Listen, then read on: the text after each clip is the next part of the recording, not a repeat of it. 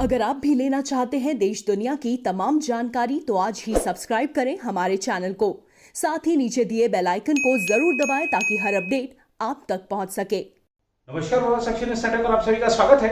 गांधी परिवार बड़ी चतुराई के साथ एक बार फिर से कांग्रेस अध्यक्ष पद की कुर्सी को बचाने में सफल रहा। इससे पहले माना जा रहा था कि विधानसभा चुनाव के जो परिणाम सामने आए हैं, जिनमें कांग्रेस का सबसे निराशाजनक प्रदर्शन रहा है, उसको देखते हुए G23 समूह चुप नहीं बैठेगा, आसानी से गांधी परिवार को अध्यक्ष पद की कुर्सी पर बने नहीं रहने देगा। इसी सबको देखते हुए गांधी परिवार ने इस बार कोरोना का सहारा लिया और कहा कि महामारी का ये जो समय है, महामारी का ये जो दौर है, उसको देखते हुए फिलहाल चुनाव को स्थगित किया जाना चाहिए। आपको बता दें कि जून में चुनाव होने थे कांग्रेस अध्यक्ष पद के, तो गांधी परिवार से बाहर ये कुर्सी चली ना जाए, इसकी चिंता गांधी परिवार को भी रहती है, गांधी परिवार के समर्थकों को भी रहती है। इसीलिए जब कांग्रेस वर्किंग कमेटी की बैठक हो रही थी तो अशोक गहलोत, राजस्थान के मुख्यमंत्री, जो कि गांधी परिवार के कट्टर समर्थक हैं, उन्होंने, कुछ और नेताओं ने ये प्रस्ताव रखा कि फिलहाल अध्यक्ष पद का चुनाव नहीं कराया जाना चाहिए क्योंकि माहौल ऐसा नहीं है।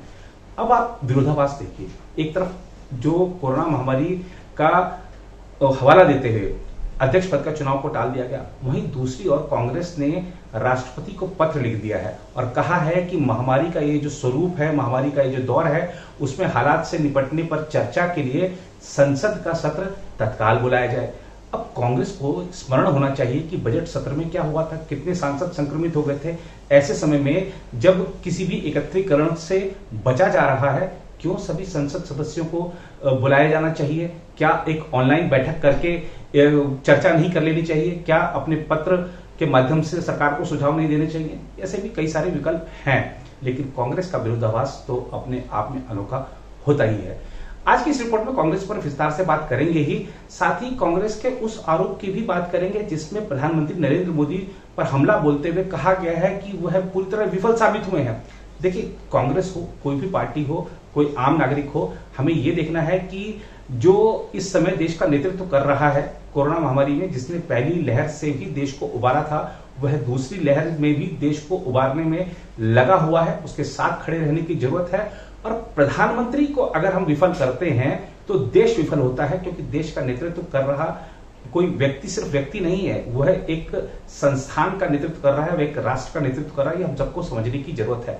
आलोचना और जो राजनीतिक आरोप प्रत्यारोप के लिए बहुत समय होता है, वह बाद में भी की जा सकती है। ये समय राजनीति का नहीं है, ये सबको समझना होगा। खैर, कांग्रेस पर विस्तार से बात करेंगे इस रिपोर्ट में आपके साथ। इसके अलावा बात करेंगे रेलवे की। हम देख रहे हैं कि किस तरीके से इस महामारी के समय में रेलवे सभी प्रोटोकॉल्स का पालन करते हुए न सिर्फ जो रेलगाड़ियां हैं उनका संचालन कर रहा है, बल्कि ऑक्सीजन एक्सप्रेस चलाकर दिन रात राज्यों को ऑक्सीजन की आपूर्ति भी कर रहा है और अपने जो कर्मचारी हैं रेलवे के, आपको बता दें कि रेलवे पूरी दुनिया में सबसे बड़ा नियोक्ता है, 13 लाख से ज्यादा कर्मचारी हैं उसके। और आप देखिए कि रोजाना लगभग 1000 कर्मचारी उसके कोरोना से संक्रमित हो रहे हैं और अब तक 1952 लोगों की कोरोना से मृत्यु हो चुकी है, जो कि रेलवे के कर्मचारी थे। इस पर भी विस्तार से बात करेंगे आपके साथ और बात करेंगे शॉपिंग मॉल्स की।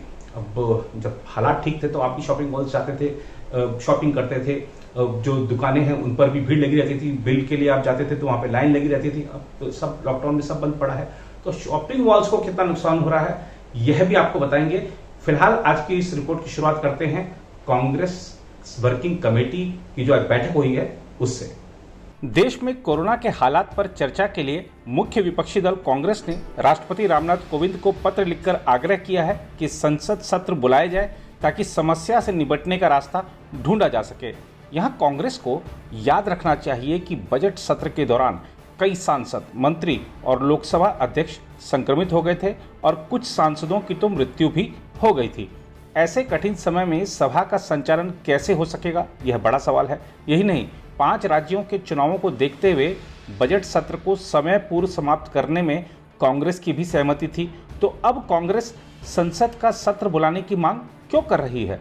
क्या यह भी विरोधाभास नहीं है कि एक ओर तो कांग्रेस ने महामारी की गंभीर स्थिति के मद्देनजर जून में प्रस्तावित पार्टी अध्यक्ष के चुनाव को स्थगित कर दिया, लेकिन इसी मुद्दे पर वह संसद का सत्र तत्काल चाहती है।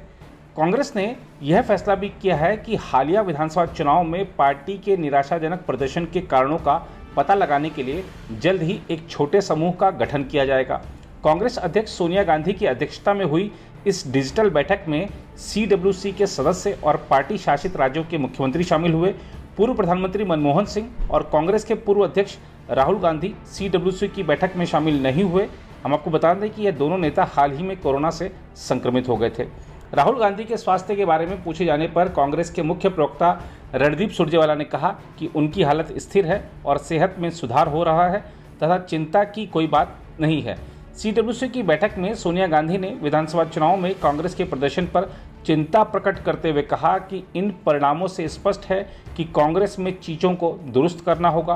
कांग्रेस सूत्रों के मुताबिक CWC की बैठक में कांग्रेस के संगठन महासचिव KC वेणुगोपाल ने पार्टी के केंद्रीय चुनाव प्राधिकरण यानी CEC की ओर से तैयार चुनाव कार्यक्रम के बारे में जानकारी दी, लेकिन राजस्थान के मुख्यमंत्री अशोक गहलोत और कई अन्य नेताओं ने कोरोना संक्रमण की स्थिति का हवाला देते हुए फिलहाल चुनाव स्थगित करने की पैरवी की।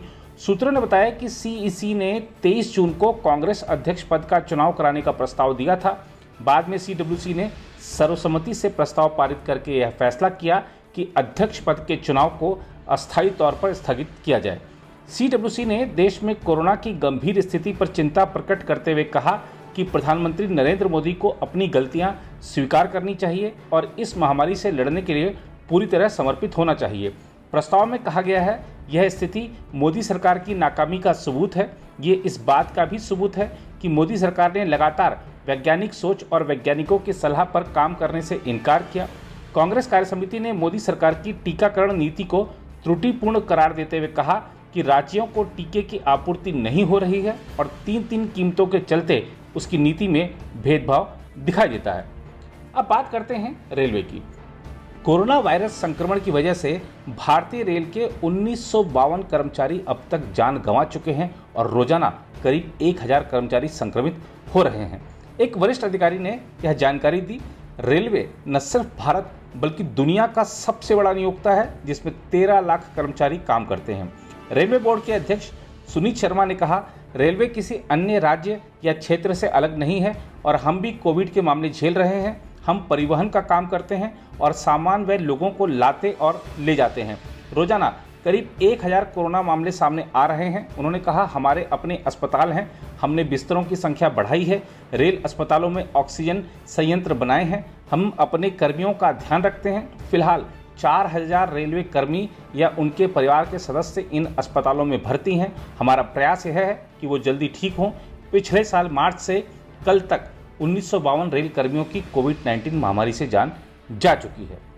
उधर ऐसे में जब केरल उच्च न्यायालय ने निजी अस्पतालों द्वारा कोविड-19 रोगियों से अधिक शुल्क वसूलने को लेकर कुछ दिनों पहले ही चिंता जताई थी, केरल सरकार ने सोमवार को कहा कि उसने शुल्क पर सीमा लगाई है और इसके उपचार के लिए एक समान शुल्क प्रणाली पेश की है। राज्य सरकार ने यह बात तब अदालत में कही जब वह एक अर्जी पर सुनवाई कर रही थी जिसमें आरोप लगाया गया था कि निजी अस्पताल और जांच केंद्र महामारी की स्थिति और समाज में लोगों के भय का फायदा उठाने के लिए अत्यधिक शुल्क वसूल रहे हैं। याचिकाकर्ता और पेशे से अधिवक्ता ने अदालत से निजी अस्पतालों द्वारा कोविड-19 के उपचार के लिए अत्यधिक शुल्क को सामान्य करने के लिए सुधारात्मक उपाय को लेकर निर्देश देने का अनुरोध किया था। सोमवार को सरकार के वकील ने अदालत को सूचित किया कि उसने कोविड-19 के उपचार के लिए निजी अस्पतालों द्वारा वसूले जाने वाले शुल्क पर एक सीमा लगाने का फैसला किया है।